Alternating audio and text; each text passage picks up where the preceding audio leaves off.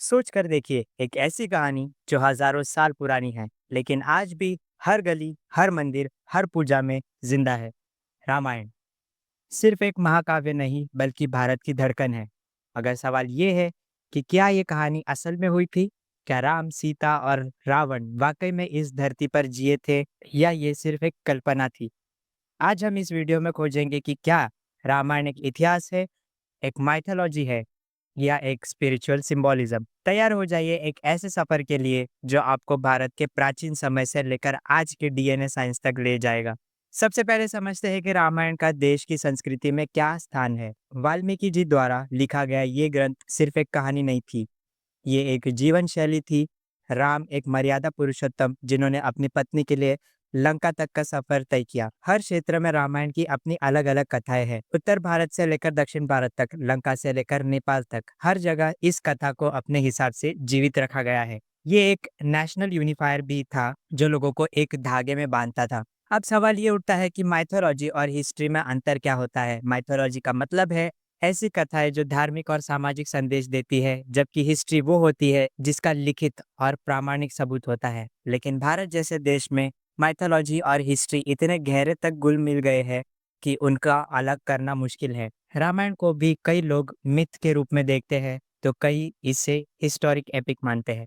चलिए देखते हैं कि रामायण की भौगोलिक जगह है आज भी मौजूद है। अयोध्या, जिसे राम जन्मभूमि माना जाता है, उसका जिक्र रामायण के अलावा विष्णु पुराण, कल्कि पुराण जैसे कई ग्रंथों में है।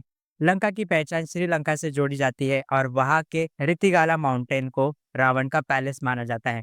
रामेश्वरम के पास समुद्र में जो राम सेतु है, उसका जिक्र भी रामायण में है। नासा के सैटेलाइट इमेजेस में भी एक प्राचीन ब्रिज जैसे स्ट्रक्चर के दिखने का दावा किया गया है। अब बात करते हैं आर्कियोलॉजी की। अयोध्या में राम जन्मभूमि के स्थान पर एक्सकवेशंस में प्राचीन मंदिरों के अवशेष मिले हैं। 2003 में जो खुदाई हुई थी उसमें 12th सेंचुरी के टेम्पल पिलर्स मिलने का दावा किया गया है। लंका में भी कुछ ऐसे प्राचीन अवशेष है जिसे लोग रावण के पैलेस के नाम से जानते हैं। लेकिन अब तक कोई भी कॉन्क्रीट सबूत नहीं मिला जिसे राम और रावण की एग्जिस्टेंस ऑफिशियली प्रूव हो सके। ये एक मिस्ट्री बनी हुई है। अब लेते हैं साइंस का एंगल। आज के डीएनए मैपिंग के जमाने में क्या हम प्राचीन इतिहास को खोज सकते हैं? रामायण के अनुसार राम के वंश सूर्य वंश से थे। कई रिसर्चर्स भारत के पूर्वजों के जीन पैटर्न को एनालाइज करने की कोशिश कर रहे हैं। कुछ स्टडीज का मानना है कि भारतीय सब कॉन्टिनेंट में एक ऐसी जेनेटिक लीनिएज है जो लगभग 7,000 साल पहले से एग्जिस्ट करती है, लेकिन इसे राम के समय से डायरेक्टली जोड़ना अब तक पॉसिबल नहीं हुआ। एक बहुत इंटरेस्टिंग अप्रोच है एस्ट्रोनॉमिकल डेटिंग। रामायण के कई घटनाएं प्लानिटरी पोजीशन के जरिए डिस्क्राइब किए गए हैं। एक रिसर्चर के अनुसार जब राम का वनवास शुरू हुआ था उस समय जो प्लानिटरी अलाइनमेंट डिस्क्राइब की गई थी वो लगभग 5,000 साल पहले होती थी। प्लानिटेरियम गोल्ड सॉफ्टवेयर से किए गए कुछ स्टडीज में भी इस बात को सपोर्ट करते हैं। क्या ये एक इत्तेफाक है या कहानी का सच? एक और इंटरेस्टिंग बात यह है कि रामायण सिर्फ भारत में ही नहीं, Sri Lanka, Indonesia, Thailand, Cambodia, Myanmar जैसे देशों में भी है। थाईलैंड के रामाकिन, इंडोनेशिया का कावाकिन रामायण, नेपाल का भानुभक्ता रामायण, सब अलग-अलग वर्जन है। ये कैसे संभव है कि एक मिथ इतनी जगहों पर अपने रूप में जीवित है? कहीं ये कहानी असल में हुई तो नहीं थी, जो हर कल्चर में अपने अंदाज से लिखी गई? कई स्कॉलर्स का मानना है कि रामायण एक हिस्टोरिकल डॉक्यूमेंट कम एक स्पिरिचुअल सिंबोलिज्म ज्यादा है।